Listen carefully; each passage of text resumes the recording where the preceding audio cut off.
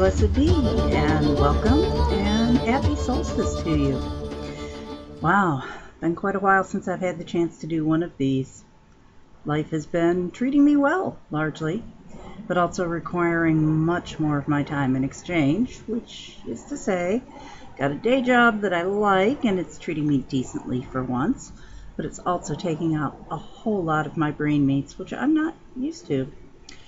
And of course, there's everything that's going on in the world, in case I had any brain cells left to rub together. I am generally in the completely horrified by what's going on camp. Yet, at the same time, part of me feels like maybe not quite that the universe is unfolding as it should, but at least that things will ultimately be okay. I've been expecting something like the current events to take place for what seems like most of my adult life. So now, well, here we are. As to where that is, well, when I look around, I see nothing less than the death throes of the old paradigm, what we used to call the patriarchy, before we got woke enough to realize that it can hurt men as well. I like dominant paradigm as a term, because it describes things without pointing any particular set of fingers. And I can even allow, in a purely theoretical plane, that there may be card-carrying members of the 1% who are also damaged by things as they are. Like maybe poor Barron Trump. You know, that kid's never going to know anything like a normal childhood, and not, unless I miss my guess, any sort of warmth or true affection from at least one parental unit. But of course, the point of the 1% is to minimize their own suffering as far as humanly possible, and not care at all who else has to suffer to make it so. Oh well.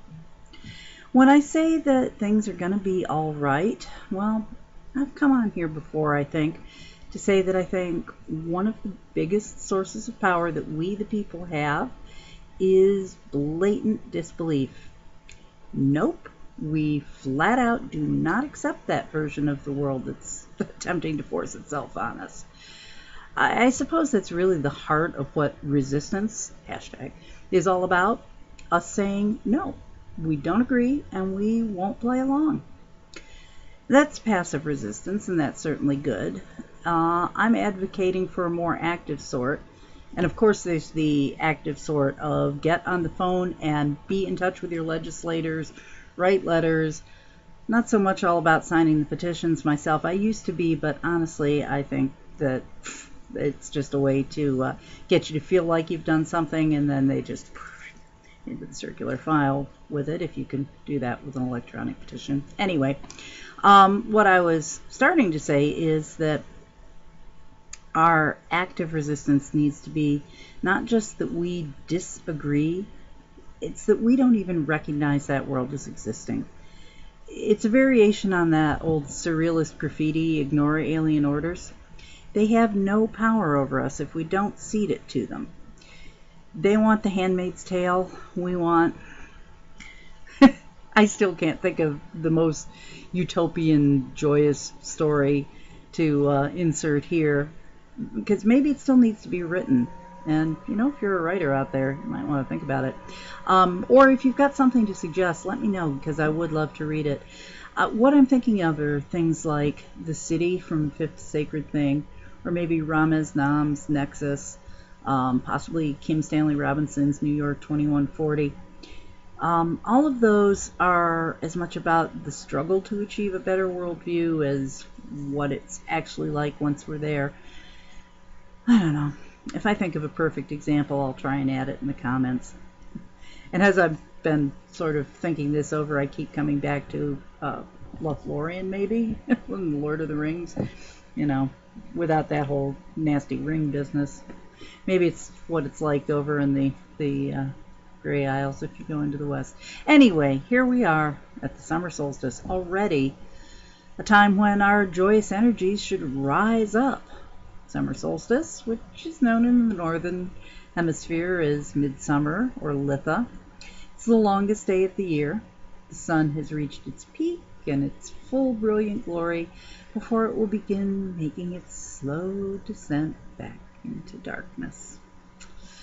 This is, though, a joyous time and a time to purify and remove blocks and obstacles in our lives.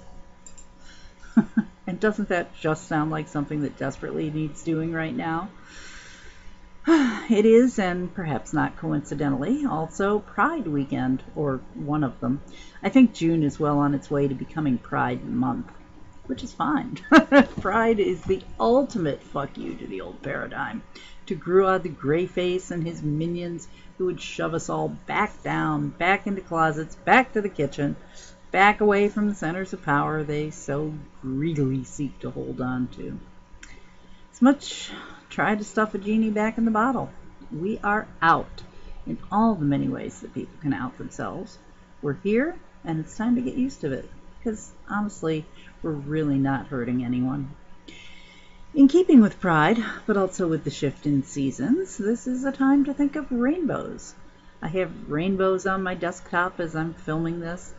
Rainbows contain the full spectrum, even shades of light that our eyes can't see.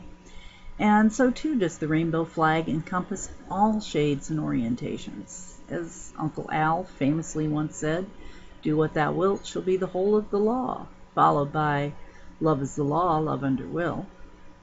And that last part often gets overlooked by fans and detractors alike. Love is it. Love encompasses everything. Love is the rainbow.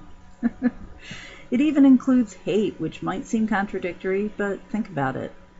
Love can hold everything in its heart. Hate holds nothing but hate. As for the will, folks often want to take that as meaning do whatever the hell you want, but that's not at all what Crowley meant. If you get a little deeper into his writings, you learn that the true will he refers to here is more like one's purpose or true path. Whatever action you undertake, let it be subservient to your will, your higher power, if you like. Even if you don't yet know what you were put on earth to do, try to live your life as if you had a noble calling you've yet to discover. Who knows? Might well be true. If you are ruled by your true will, your calling, your passion, you should be free to pursue that, and in harm none. Some folks might argue with that. What if your true will is somehow harmful to others? Well, the short answer is it can't be. Every man and every woman is a star. Every one of us is imbued with a purpose that some might call holy. If you think that your will would in some way limit someone else from following theirs, it's not your true will. Simple as that. End of story. If you like, think in terms of the Buddhist concept of right livelihood and the precept, first, do no harm. Well, there is a lot more that I could get into on that topic, but time is already getting short to get this done. Think about, though, extrapolating that out in a couple of ways. What might your higher calling be? To put it another way, if money or other limits weren't a factor, what sort of joyous life would you be living right now? What would you be doing? Is it something that brings harm or healing? If it's the latter, and I hope if you're watching this that it would be, then now's a good time to think about how you might start manifesting that in your life. Don't worry for a moment about all the reasons why not. Let yourself dream a little. How would you live a joyous, fulfilled life right now if you could? What would it look like? What would you be doing? And when you have that answer, you can start working on the answer as to why you aren't and what you can do about it. Oh, I know that's the tricky one, but anyway. So here we are at the beginning of summer, yet in the curious way that the pagan cycle has of containing opposites within itself. From here on out, the days will start to get shorter, waning a little with each sunset until we reach the opposite solstice at midwinter and the sun turns back again. Of course, we won't feel that for months to come, so for now it's time to get outside and enjoy it. I don't have much spare time at all these days, as I mentioned, but I still do take a walk with my dog every morning.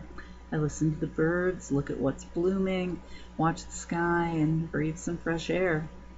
And when I can, I do the same in the evening when I get home. Get outside to water the garden or just eat my dinner on the porch, watch the evening roll in.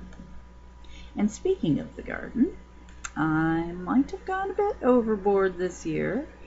Got 3 or maybe 4 kinds of tomatoes, peppers, both green and hot, eggplant, squash, cabbage, cauliflower, broccoli, Brussels sprouts, lettuce, peas, potatoes, cucumbers, radishes. Am I forgetting anything? As if that isn't enough.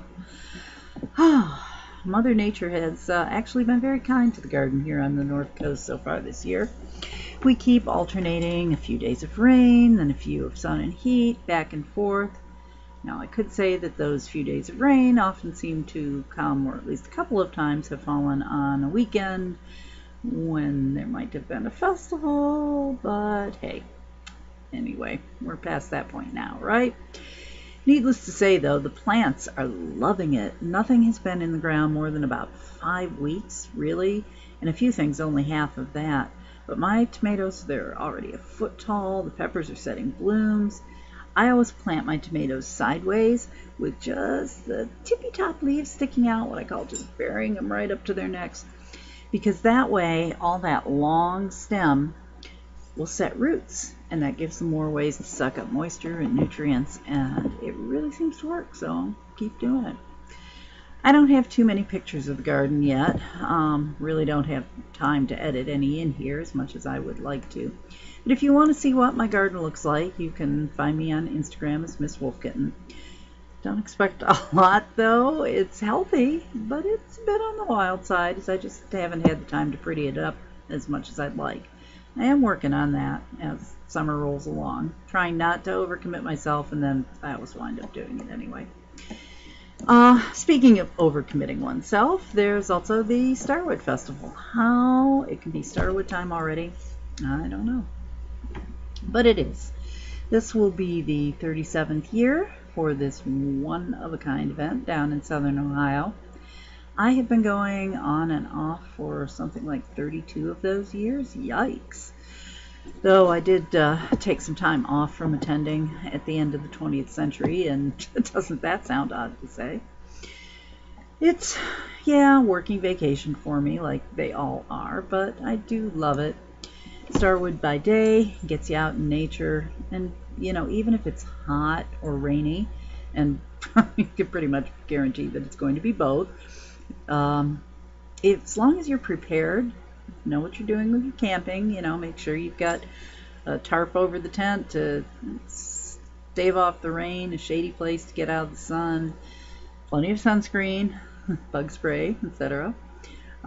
You can usually ride it out pretty comfortably, and then just get out and walk around and visit people, attend workshops, check out the vendors, you know, have lunch at Caffeina's. Anyway, Starwood by night, that's where it happens, really. It's like its own magical creature.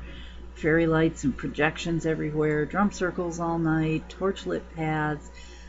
There's golf cart shuttles, because the way the land is down there at Wisteria, you know, you should be able to hike it from one end to the other. You can if you're in anything like decent shape, but not everybody is, and some folks just like the ride. And it is kind of fun to jump on a golf cart that's just got, you know, little solar twinkly lights up the sides, or maybe some lanterns hanging along the roof line.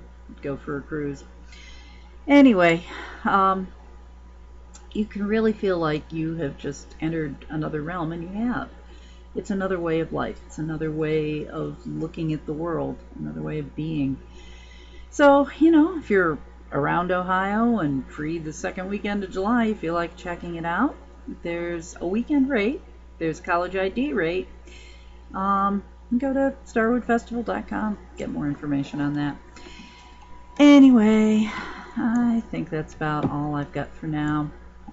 Thank you for joining me here again. If you have any fun plans for Solstice or for Pride, I'd love to hear about them. Maybe as I'm getting things into a better workflow at the day job, I'll be able to get back to doing these a little more often. No promises, though. If not, you can always find me on IG, Tumblr, and of course, these days I am all over Twitter. Those last two, I'm just Wolf Kitten. Look me up and say hello. And so, with all that said, merry meet, merry part, and merry meet again. Catch you next time, folks.